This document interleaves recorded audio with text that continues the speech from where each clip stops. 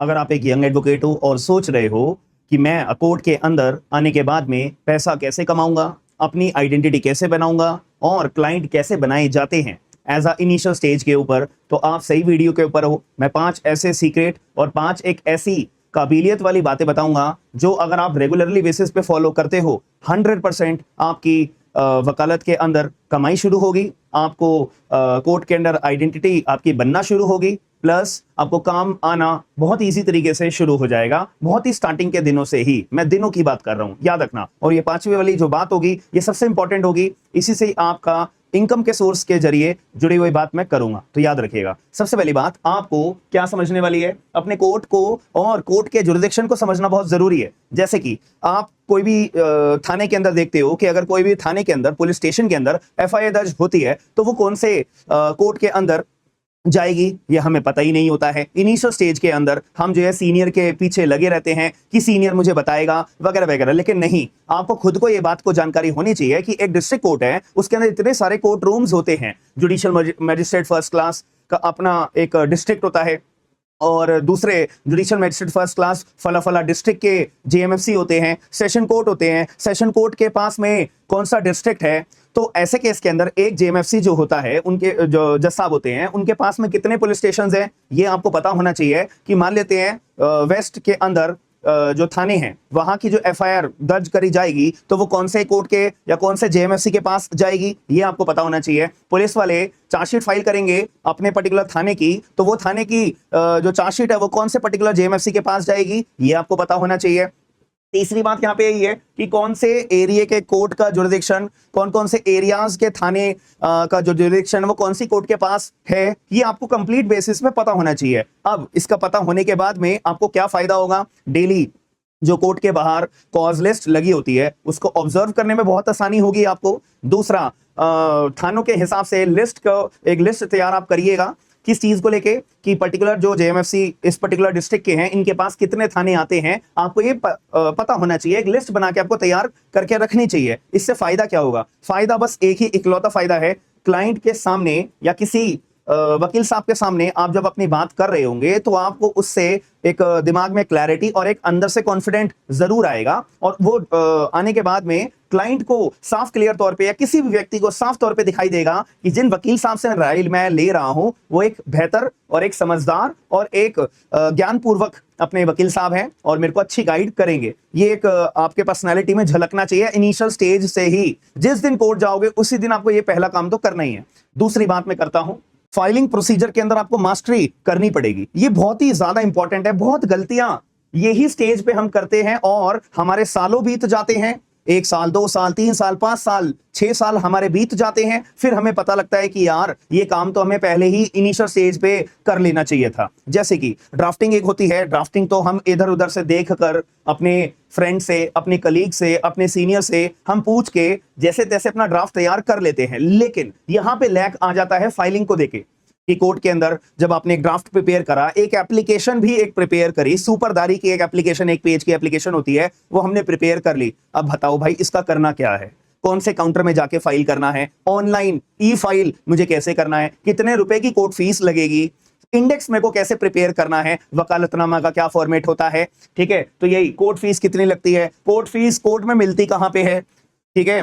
Welfare की जो stamp होती है वो मुझे, टिकट होती है वो मुझे कहां से मिलती है, यही हमें पता नहीं होता है। और हम सोचते हैं, हम एक्सपेक्टेशन करते हैं कि हमें एज एन एडवोकेट के तौर पे 5 साल 3 साल हम लगा के आए हैं, एआईबी क्लियर करके आए हैं और हमें पैसे देने कोई लग जाए। भाई क्यों देगा आपको कोई, सीधी सी बात है ना। इनिशियल स्टेज पे कोई सीनियर नहीं मिल रहा है, तो मैं जो बातें ये 5 बताने वाला हूं प्लीज इसको फॉलो कर लेना। आपको 1 महीने 2 महीने 3 महीने के अंदर रिजल्ट 100% मिलेगा, याद रखना।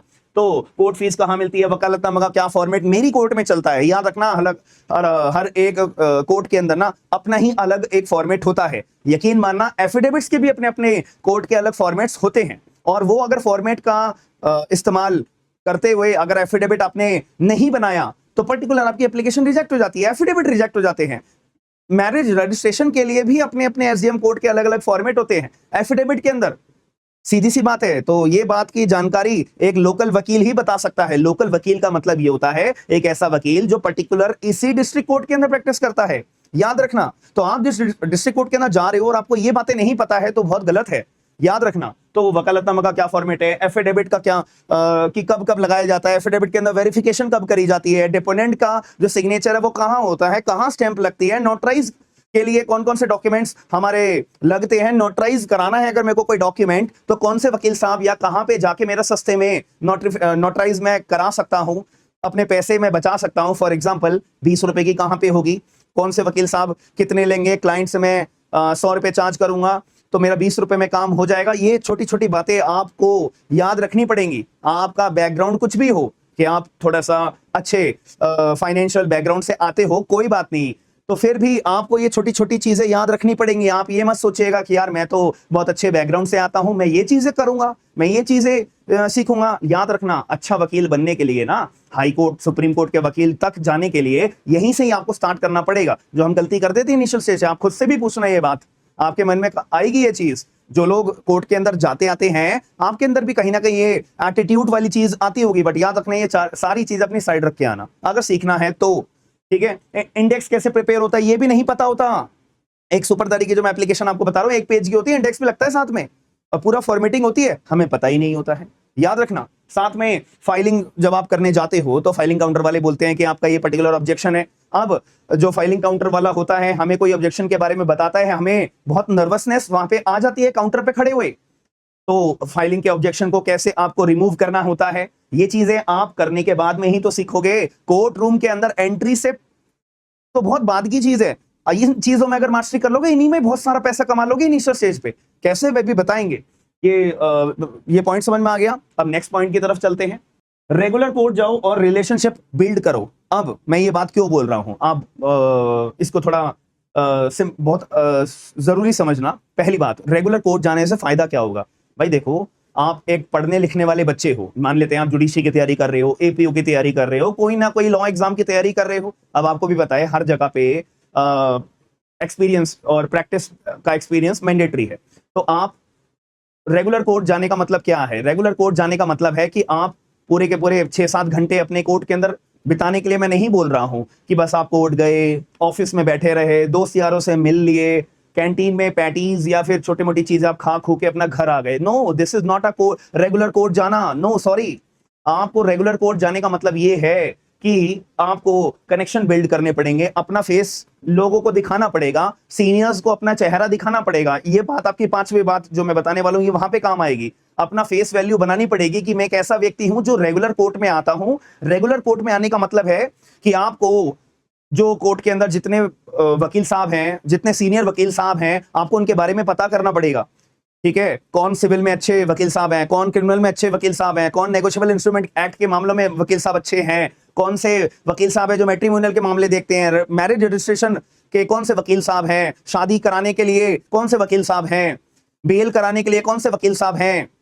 ठीक है, तो ये चीज जानने के लिए आपको जान पहचान बनानी पड़ेगी। ये जान पहचान आपकी आगे काम आएगी।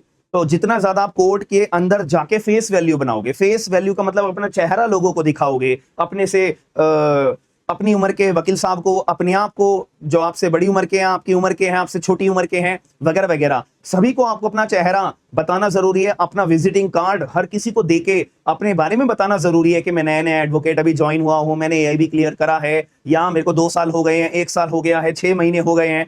तो आप जब लोगों से मिलोगे, अपना चेहरा लोगों को बताओगे, जबरदस्ती बताओ।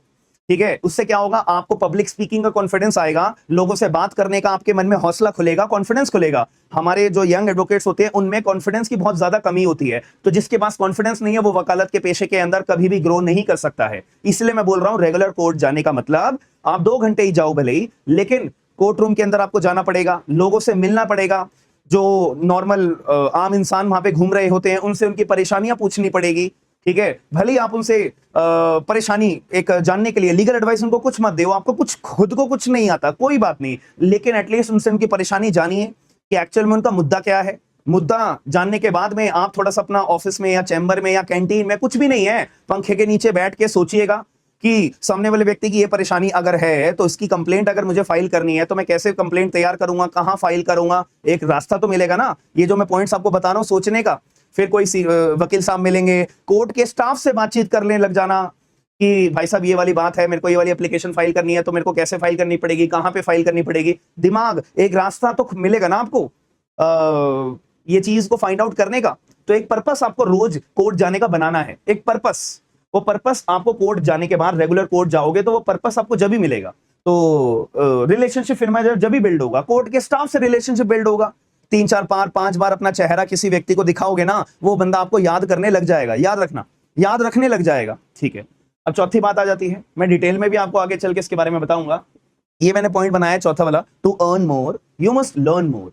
ज्यादा पैसा कमाएगा उसी व्यक्ति के द्वारा जाता है जिसको ज्यादा सीखने की, जानने की, समझने की आग रहती है। ठीक है, अब मैंने ये सारा काम कर लिया, अब मुझे क्या करना पड़ेगा। क्रिमिनल कंप्लेंट अगर मेरे को ड्राफ्ट करनी है कैसे होगी, बेल एप्लीकेशन अगर ड्राफ्ट करनी है तो कैसे होगी, जेएमएफसी के अंदर बेल लगानी है तो उसके लिए क्या ड्राफ्ट रहेगा। ऐसे अगर मेरी जेएमएफसी में मैंने बेल लगाई है, मेरी रिजेक्ट हो गई है, तो मैं उसके सेशन में जाऊंगा, नेक्स्ट डे सेशन में बेल लगाने के लिए जाऊंगा, या नेक्स्ट डेट पे मेरे को सेशन में बेल लगानी है, तो पहले मैं एक एप्लीकेशन तैयार करूंगा, एप्लीकेशन तैयार करके मैं फाइल करूंगा, ई फाइल करूंगा, और वही एलमद रूम में जाके मैं फिजिकल कॉपी भी जमा कराऊंगा। तो कैसे कराऊंगा, यही तो बात है। रिटर्न स्टेटमेंट तैयार कैसे करनी है, सिविल सूट को अगर पूरा प्लेन तैयार करनी है, डब्ल्यूएस फाइल करनी है तो कैसे तैयार करनी है, तो कैसे तैयार करनी है, अपील अगर मुझे लगानी है तो कैसे लगानी है, कहां पे जाके मेरे को एलमद रूम के पास जाना पड़ेगा या फाइलिंग काउंटर में जाना पड़ेगा, कैसे जाना पड़ेगा, ये आपको पता करना है। Revision, petition, affidavits, legal notice तैयार करना है। लीगल नोटिस के अपने बहुत तरह के फॉर्मेट होते हैं, आपकी कोर्ट में कौन सा फॉर्मेट चलता है वो आपको पता करना पड़ेगा। ऐसा नहीं है कि कुछ भी एआई से, चैट जीपीटी से आपने कोई भी ड्राफ्ट बना के तैयार कर दिया और अपना साइन लगा दिया, वकालतनामा लगा दिया और कोर्ट में चले गए फाइल करने, सीधा रिजेक्ट होके कॉस्ट लेके आओगे। यकीन नहीं है तो करके देख लेना। अब आपके दिमाग में आ रहा होगा, अरे सर ये सारी चीजें तो हमारी चैट जीपीटी से आराम से बन जाएंगी। बना के देख लो, बन जाएगी तो बना के देख लो, और अगर वो अलाउ हो जाए तो और बड़ी बात है। भैया अलाउ ही नहीं होगी, जज साहब भी जो है ना, आपके द्वारा अगर कोई भी पिटीशन, कुछ भी एक छोटी सी एप्लीकेशन, सुपरदारी की एप्लीकेशन ले लो यार, मैं बार बार इसी बात के बारे में बोल रहा हूं तो ये मत समझना मैं सुपरदारी की ही बात कर रहा हूं, वो एक पेज की छोटी सी एप्लीकेशन है, इस वजह से मैं बोल रहा हूं। तो वो जब एप्लीकेशन जब कोर्ट जज साहब पढ़ेंगे ना, वो 2 मिनट में देख के समझ जाएंगे कि आपके द्वारा चैट जीपीटी इस्तेमाल करा गया है या आपने खुद के द्वारा मेहनत करके बनाई गई है। एक इसमें छोटा सा जुगाड़ भी होता है, ठीक है, वो आगे चल के मैं आपको कभी बताऊंगा, जिससे आपका काम भी हो जाएगा और वो आप अपनी प्रिपरेशन भी कर लोगे। बट वो चीज जब आती है, जब आपको एक्चुअल में काम आता हो बनाना, ये आता नहीं है। सिर्फ चैट जीपीटी से बना के आप सोच रहे हो कोर्ट में अलाउ करवा दूंगा, कुछ भी नहीं होगा, रिजेक्ट होगी, कॉस्ट लगेगी, याद रखना। तो इसीलिए आपको लोकल वकील बनना पड़ना जरूरी है। पहले ऊपर उठने के लिए पहले नीचे से शुरुआत करनी जरूरी है। अब लास्ट बात मैं बोलूं, प्रॉक्सी अपीयरेंस, ये है पैसे का काम। यहां से बनेगा आपका पैसा। देखो एक वकील साहब है, ठीक है भाई, हर एक डिस्ट्रिक्ट कोर्ट के अंदर बड़े से बड़ा वकील भी होता है, छोटे से छोटा वकील भी होता है। तो छोटे से छोटा वकील हो, बड़े से बड़े वकील हो, सबके पास अपने पुराने केसेस होते हैं। तो एक दिन होता है, एक दिन में एक वकील साहब के पास 10 मैटर है, तो एक टाइम पे वो 10 केसेस 10 कोर्ट रूम के अंदर तो अपीयर नहीं हो सकते हैं ना, सीधी सी बात है। तो ऐसे केस में जो मैंने तीसरी पॉइंट आपको बताया था, कनेक्शन बनाना, तो आपने कनेक्शन अपने वकील साहब से बनाया और उन वकील साहब के पास में 10 केस हैं, तो एक टाइम पे वो 10 कोर्ट के अंदर अपीयर नहीं हो सकते हैं, सीधी सी बात है। उनके पास कोई कॉम्पिटेंट इंटर्न नहीं है कि ताकि उस टाइम पे उनके बिहाफ पे वो अपीयर करवा सके, क्योंकि कोई भी वकील अपना केस खराब नहीं करेगा, ठीक है, कोई भी वकील अपने केस को खराब होने नहीं देगा, खराब नहीं करेगा। ये एक छोटी सी बात है। तो वो एक ऐसे जूनियर को ढूंढते हैं कि जिसका पब्लिक अपीयरेंस अच्छा हो, जिसके पास पब्लिक कॉन्फिडेंस अच्छा हो, जिसको कानून की जानकारी हो, जिसको ड्राफ्ट बनाने की जानकारी हो, जो मैंने इतने सारे पॉइंट्स अभी आपको स्टार्टिंग में बताए हैं। तो आप उसे मिल जाते हो, जो मैं कह रहा हूं, कोर्ट में कनेक्शन बनाओ, कोर्ट में नेटवर्किंग बनाओ, आप उसे मिल जाते हो। आपका विजिटिंग कार्ड उनकी जेब में रखा होता है, फिर वो आपसे कॉल करके आपको कांटेक्ट देंगे। किस चीज के लिए? कि आप फ्री हो, मेरे मैटर लगे हुए हैं, तो जरा प्रॉक्सी काउंसिल के तौर पे, या मैं आपका वकालतनामा भी ऐड करवा देता हूं, या आपका वकालतनामा ऐड कर देता हूं, तो आप जो है पर्टिकुलर केस के अंदर मेरे बिहाफ पे आप अपीयर हो जाओगे। मैं केस की पूरी डिटेल्स आपको भेज देता हूं। तो नेक्स्ट डेट ऑफ हियरिंग के अंदर ये पर्टिकुलर हमारे को पॉइंट्स रेज करने हैं या एडजर्नमेंट लेनी है, अरे एक एडजर्नमेंट लेनी है फॉर एग्जांपल के तौर पे, तो आपको पर केस का नहीं, पर हियरिंग का, पर अपीयरेंस का, एज अ प्रॉक्सी के तौर पे भी आपको पैसे मिलेंगे। क्यों नहीं मिलेंगे?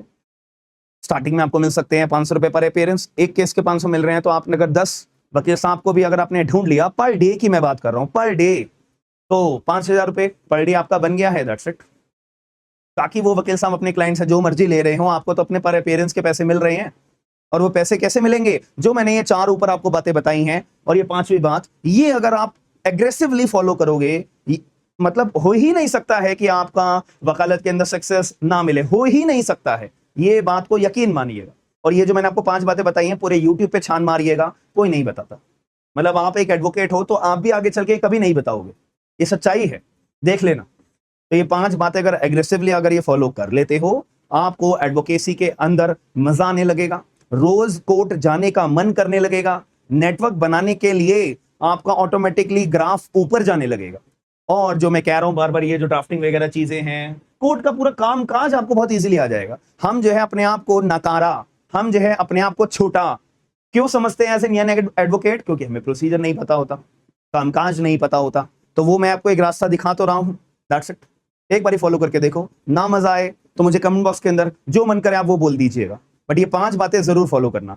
और दिल्ली एपीपी की वैकेंसी आने वाली है, याद रखना, मैं आपको बहुत टाइम से बोल रहा हूं, अब मेरे पास प्रूफ भी है, ठीक है। अगर मैं आपको बोलूं तो मैं प्रूफ आपको शो कर देता हूं। मतलब प्रूफ क्या, मैंने आरटीआई फाइल करी थी, उसका रिप्लाई मेरे पास आ गया था, जो मैंने आपको बताया था। इसकी मैंने भी ऑफिशियल वीडियो नहीं बनाई है, मैं आपको ऑफिशियल वीडियो बना के डिटेल्स प्रोवाइड करूंगा। इन शॉर्ट, कम शब्दों में यही बोलूंगा, दिल्ली एपीपी की वैकेंसी आ रही है। जो लोग इंटरेस्टेड हैं, ये आपको पोस्टर दिखाई दे रहा है, अभी के अभी smart and legal guidance application download करके बैच ज्वाइन कर लो। अभी ज्वाइन कर लोगे, फायदे में रहोगे। नोटिफिकेशन आने का वेट मत करो, मेरे पे प्रूफ भी आ चुका है, क्लियर रूप से मैं बोल रहा हूँ, 100% मैं बोल रहा हूँ, वैकेंसी जो है आउट हो जाएगी।